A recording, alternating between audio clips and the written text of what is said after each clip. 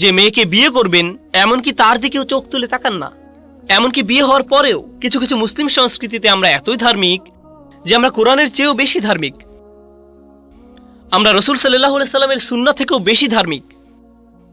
স্ত্রী সবসময় জিলবাব হিজাব পরে থাকে, এমনকি ঘরের ভেতরেও সে এমনকি তার স্বামীর জন্যও সাজে না, এমনকি তার স্বামীর জন্যও সুন্দর পোশাক পরে না। সে কখনো তার স্বামীকে নিজের দিকে আকৃষ্ট করার চেষ্টা করে না। যদি জিজ্ঞেস করেন কেন এমনটা করো না, সে বলবে আস্তাগফিরুল্লাহ আস্তাগফিরুল্লাহ। এটা আস্তাগফিরুল্লাহ নয়, তুমি যে স্বামীর কাছেও নিজেকে ঢেকে রাখো এটাই আস্তাগফিরুল্লাহ।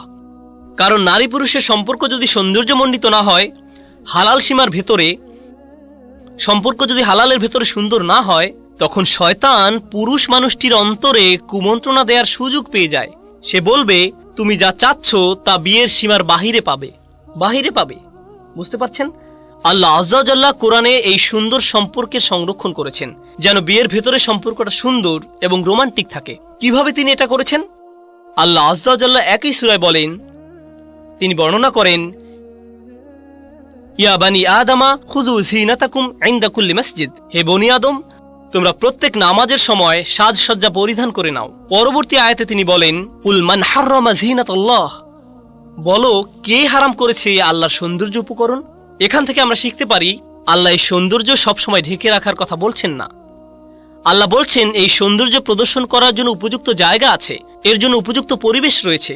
তিনি আপনার এই সৌন্দর্যকে অস্বীকার করছেন না, তিনি এটা তৈরি করেছেন যেন আপনি এর প্রতি আকৃষ্ট হন, কিন্তু উপযুক্ত মাধ্যমে এটা পেতে হবে। এজন্যই তিনি এই সৌন্দর্য সৃষ্টি করেছেন। তাই তিনি বলছেন, ইউওয়ারি সাওআতিকুম ওয়ারিশান কদ আনজালনা আলাইকুম লিবাসান ইউওয়ারি সাওআতিকুম ওয়ারিশান। সুবহানাল্লাহ, আমি তোমাদের জন্য পোশাক অবতীর্ণ করেছি, আমি পোশাক নাজিল করেছি।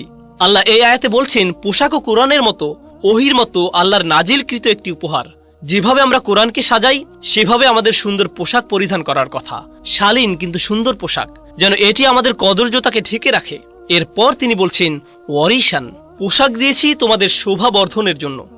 প্রসঙ্গত আরবিতে রিশা এর শাব্দিক অর্থ হলো পাখির পালক। ক্বাবলা রামি ইউরাশুস সাহাম, তীর নিক্ষেপ করার আগে তীরের মধ্যে পালক লাগিয়ে নাও। তো পালকের ব্যাপারটা হলো আগের দিনে মেয়েরা তাদের জামায় পালক লাগিয়ে সাজত। এখানে মূল ব্যাপারটা হলো সৌন্দর্য মণ্ডিত করা, শোভাবর্ধন। আল্লাহ আযজা ওয়া জাল্লা আসলে আমাদের গভীর প্রজ্ঞাপূর্ণ একটি ভারসাম্য দান করেছেন।